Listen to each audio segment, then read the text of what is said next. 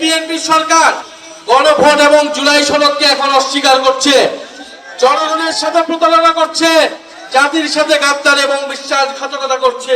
আপনারা এখন জুলাইয়ের আকাঙ্ক্ষা বাস্তবায়ন করুন, আপনারা জুলাই সনদ বাস্তবায়ন করুন, আপনারা সংস্কার বাস্তবায়ন করুন। যদি জুলাই সনদ বাস্তবায়ন করতে না পারেন, যদি বিচার করতে না পারেন, তাহলে জুলাইয়ের নেতৃত্বের দাবিদার এ কথাটি ভুলেও মুখে আনবেন না। 2 বছর পার হতে যাচ্ছে, এই জুলাই মাস শুরু হয়েছে। সেই জুলাই মাস উপলক্ষে আমরা প্রত্যেকটা উপজেলা, গুরুত্বপূর্ণ উপজেলা ভিত্তিক পদযাত্রা, পথসভা আপনাদের সাথে আমরা যোগাযোগের জন্য এসেছি। আপনারা জানেন যে বাংলাদেশে একটা নির্বাচন হয়েছে ফেব্রুয়ারিতে। সেই নির্বাচনে 2টা নির্বাচন ছিল। কয়টা নির্বাচন? 2টা নির্বাচন ছিল, গণভোট এবং আপনারা এমপিতে ভোট দিয়েছেন। গণভোটে হ্যাঁ এবং নাতে ভোট ছিল। সংস্কারের পক্ষে অথবা বিপক্ষে বাংলাদেশের 70% মানুষ হ্যাঁ এর পক্ষে ভোট দিয়েছে, সংস্কারের পক্ষে ভোট দিয়েছে।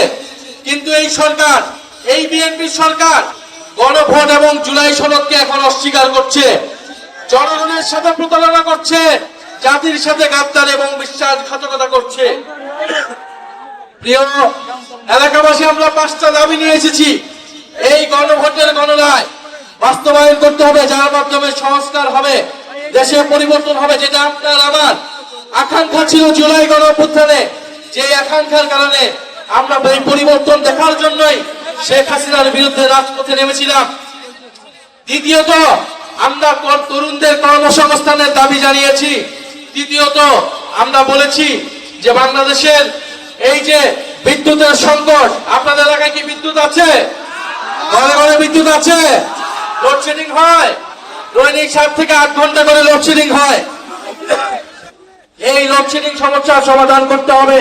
এই সরকার কমিটমেন্ট দিয়েছিল, প্রতিশ্রুতি দিয়েছিল তারা বিদ্যুতের সমস্যার সমাধান করবে, কিন্তু এই যে বাজেট দিয়েছে, এই বাজেটে আমরা এমন কিছু দেখি নাই তারা বিদ্যুতের সমস্যার সমাধান করতে হবে। ফলে অবশ্যই ঘরে ঘরে বিদ্যুৎ দিতে হবে এবং দ্রব্যমূল্যের নিয়ন্ত্রণ করতে হবে, মানুষের নিয়ন্ত্রণে অধীন আনতে হবে। এছাড়া দেশে, সারা দেশে আইন শৃঙ্খলার বেহাল দশা। আপনারা জানেন যে কয়েকদিন আগে সংসদে স্বরাষ্ট্রমন্ত্রীকে তার নিজের দলের এমপি বলেছিলেন মাদক কারবারির সূতিকাগার হচ্ছে সেই কক্সবাজার থেকে। স্বরাষ্ট্রমন্ত্রী তার নিজের এলাকায় মাদক বন্ধ করতে পারে না, সে সারা দেশের মাদক কিভাবে বন্ধ করবে? সে সারা দেশের আইন শৃঙ্খলা কিভাবে ঠিক করবে? ফলে এই যে কালীগঞ্জে মাদক কারবারি আছে কি নাই? আছে। প্রত্যেকটা জেলা উপজেলায় মাদক কারবারি দিয়ে ভরপুর হয়েছে।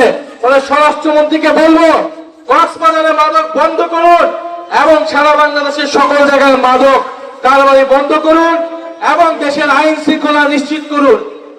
এবং প্রিয় কালীগঞ্জবাসী, আমাদের ভাই শরীফ ওসমান হাদি জীবন দিয়েছিল আজাদির জন্য, স্বাধীন সার্বভৌম বাংলাদেশের জন্য।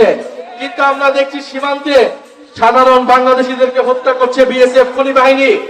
আমরা দেখছি সীমান্তে পুশিন হচ্ছে এবং এই সরকার যে নিজেদেরকে জাতীয়তাবাদী সরকার বলে, জাতীয়তাবাদের নামে ব্যবসা করে, সে সীমান্ত হত্যা বন্ধ করতে পারছে না, সে পুশিন বন্ধ করতে পারছে না।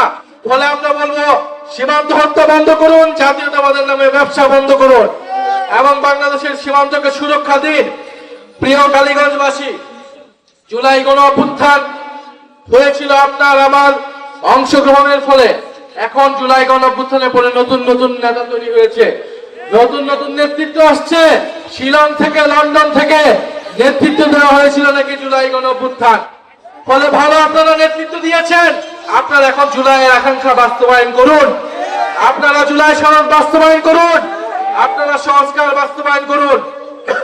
যদি জুলাই সনদ বাস্তবায়ন করতে না পারেন, যদি বিচার করতে না পারেন, তাহলে জুলাইয়ের নেতৃত্বের দাবিদার এ কথাটি ভুলেও মুখে আনবেন না। জুলাই জাদুঘর খুলে দিন এবং যারা জুলাই গণঅভ্যুত্থানে হত্যাকাণ্ড চালিয়েছিল তাদের বিচার নিশ্চিত করুন। আপনারা যে বিভিন্ন জেলায় উপজেলায় মামলা বাণিজ্য করেছেন, নিরীহ মানুষের নামে মামলা দিয়ে আপনারা দুর্নীতি এবং লুটপাট করেছেন, সেই হয়রানি থেকে মানুষকে মুক্ত দিয়ে যারা প্রকৃত অপরাধী তাদেরকে গ্রেফতার করে বিচারের আওতায় আনুন এবং কালীগঞ্জের এলাকার মানুষের যে সাধারণ মানুষের যে সমস্যা আছে সেই সমস্যা নিরসন করুন। আপনাদের এই এলাকারই সন্তান MM সোহেব আমাদের জাতীয় নাগরিক পার্টির অন্যতম কেন্দ্রীয় নেতা এবং দীর্ঘ সময় ধরে ছাত্র আন্দোলন করেছেন। ইনি কালীগঞ্জ মানুষের সমস্যার সমাধানের জন্য এই এলাকা থেকে আপনাদের জনপ্রতিনিধি হতে চায়। আপনারা তাকে সহায়তা করুন। ইনশাআল্লাহ আমরা কালীগঞ্জবাসীকে একটা সুন্দর কালীগঞ্জ, আপনার বৈষম্যহীন কালীগঞ্জ ইনকিলাব জিন্দাবাদ।